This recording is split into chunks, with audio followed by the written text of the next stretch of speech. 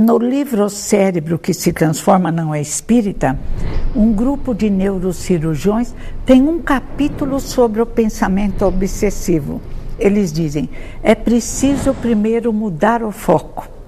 O Evangelho segundo o Espiritismo, a palestra na Casa Espírita, o Evangelho no Lar, produz essa mudança de foco e a possibilidade de libertação. Na verdade, o pensamento é a base de tudo.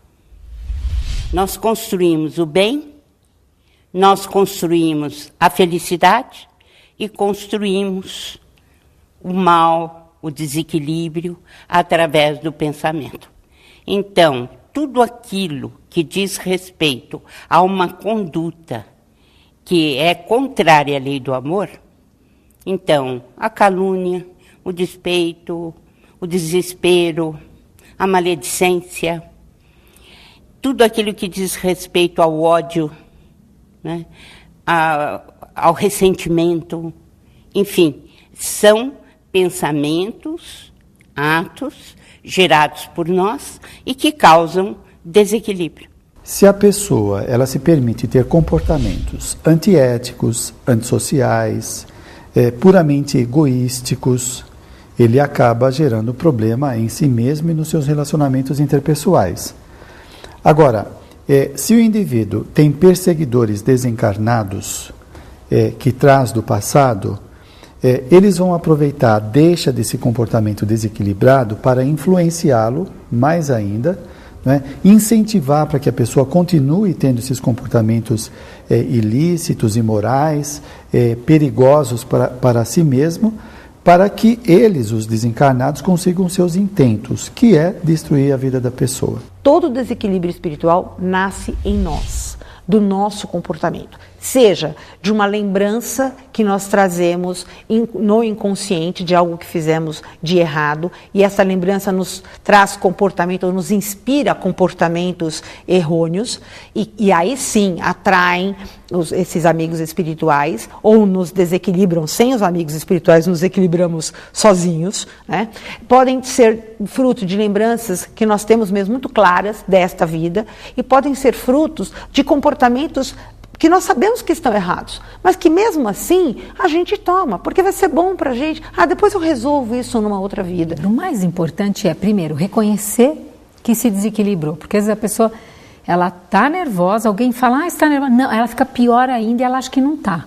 Então a primeira coisa, um passinho para trás, autoobservação, descobrir a causa e o mais importante, mudar o padrão rapidamente. Porque quando você muda a sintonia, muda a afinidade, todo o teu estado volta para a harmonia. Tem muita gente que fala, sim, tem que fazer a doutrinação do desencarnado. E o encarnado? Ele tem que se conscientizar também que o comportamento dele está favorecendo o processo obsessivo.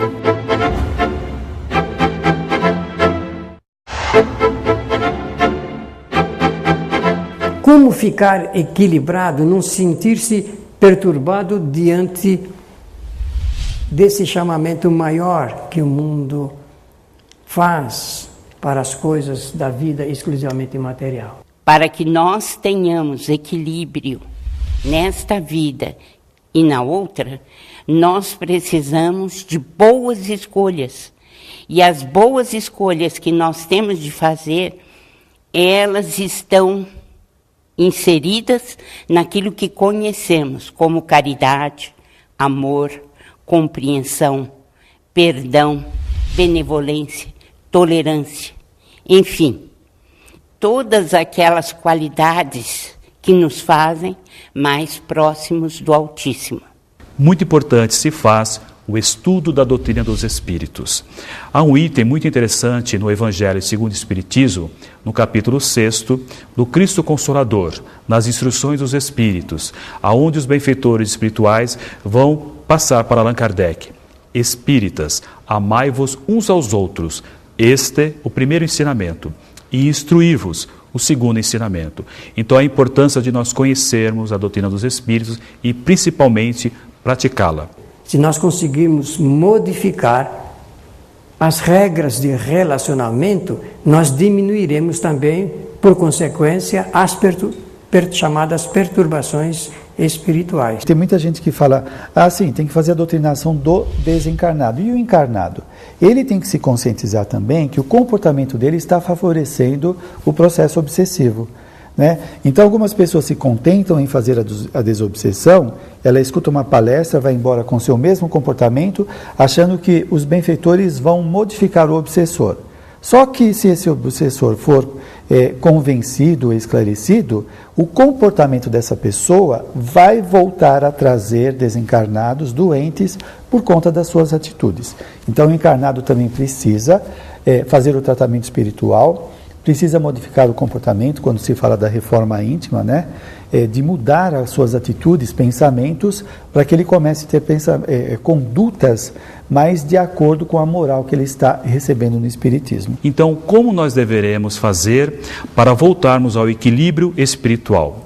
Aí entra um papel muito importante do Centro Espírita. A Casa Espírita, ela é ao mesmo tempo, templo, escola, né, e oficina. Então, a Casa Espírita existe para divulgar a doutrina espírita, ela existe para consolar as pessoas que estão num estado de desequilíbrio espiritual maior, num primeiro momento, e depois encaminhá-las ao estudo, encaminhá-las aos cursos, e também serve para que essas pessoas trabalhem em favor de si mesmas e em favor do próximo. Então, a Casa Espírita é fundamental para este atendimento de encarnados e desencarnados, desequilibrados emocionalmente, seja nas sessões mediúnicas, sejam nas palestras que são ministradas, sejam nos cursos de doutrina espírita que são ministrados. Então, se nós pudéssemos resumir a Casa Espírita com 3 atividades, essas 3 atividades seriam socorro, esclarecimento e trabalho. Não necessariamente um trabalho social, mas um trabalho de divulgação, um trabalho de atendimento fraterno, um trabalho de ouvir o outro, que a maioria das pessoas não tem quem as ouça. A doutrina espírita nos mostra de onde nós viemos, nos explica isso, nos diz por que estamos aqui e para onde vamos. Então, a doutrina espírita é uma doutrina consoladora, que nos faz acreditar na vida, que nos faz acreditar muito mais do que só na matéria, na vida material. Então, quando você se desliga um pouquinho do lado material, você é mais feliz, porque você sabe que tudo além daquilo pode te trazer a verdadeira felicidade e que a vida material é uma gotinha de água no oceano. Então a Casa Espírita oferece todo um programa de atendimento aos encarnados que possam estar sofrendo qualquer desvio e perturbação. E em relação aos desencarnados também, porque a vida continua do lado de lá. E há espíritos que estão sofredores, que estão sendo vitimados por perseguição de espíritos adversários da mesma maneira.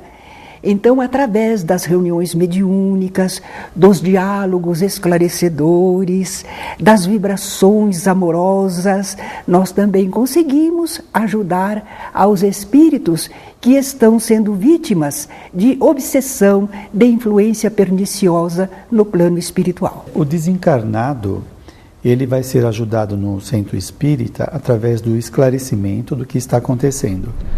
Porque se ele está perseguindo alguém que ele acha no direito, ele às vezes perde a noção de tempo e de espaço. Há quanto tempo isso está acontecendo? De tal forma, por causa da perturbação que ele se encontra, não é?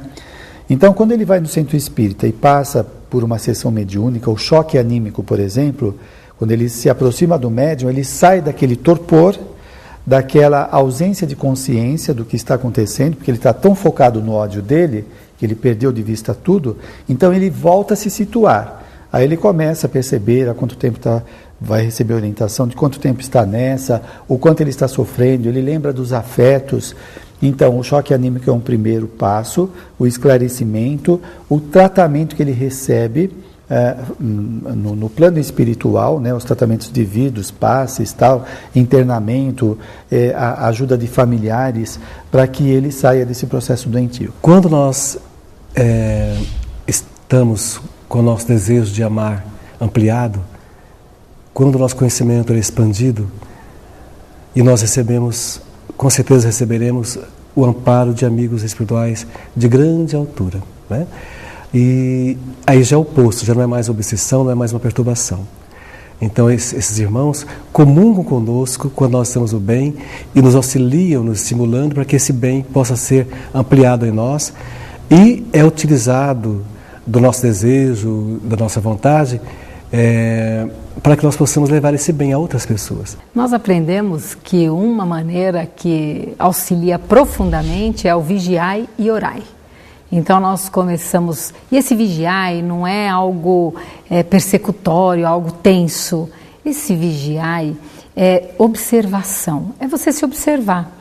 E como é que você mantém o seu equilíbrio, né? Você pode fazer uma lista, como você já se conhece, uma lista das coisas que você já sabe que te dão equilíbrio, que você entre em harmonia. Então, por exemplo, se você gosta de uma determinada música suave, que atividades? Você faz uma lista e depois você cultiva essa lista, como uma planta que você vai cultivar, você vai regar, quer dizer, você vai exercitar e praticar. Quanto mais você pratica, mais harmonia você gera no seu campo físico, te trazendo saúde física. No campo emocional, no campo mental e no campo espiritual. Então, todos nós, encarnados e desencarnados, temos de trabalhar numa única direção, que é a lei do amor. Se nós estivermos construindo a nossa vida, a nossa existência, com base nesses pensamentos de caridade, de virtude, certamente nós teremos equilíbrio por dentro e por fora. Para que vosso espírito possa adiantar-se, precisa de experiência adquirindo-a frequentemente à sua custa. É necessário que exercite suas forças, sem o que seria como criança a quem não consentem que ande sozinha. A ação dos espíritos que vos querem bem é sempre regulada de maneira que não vos tolha o livre-arbítrio. Porquanto, se não tivesseis responsabilidade, não avançaríeis na senda que vos há de conduzir a Deus.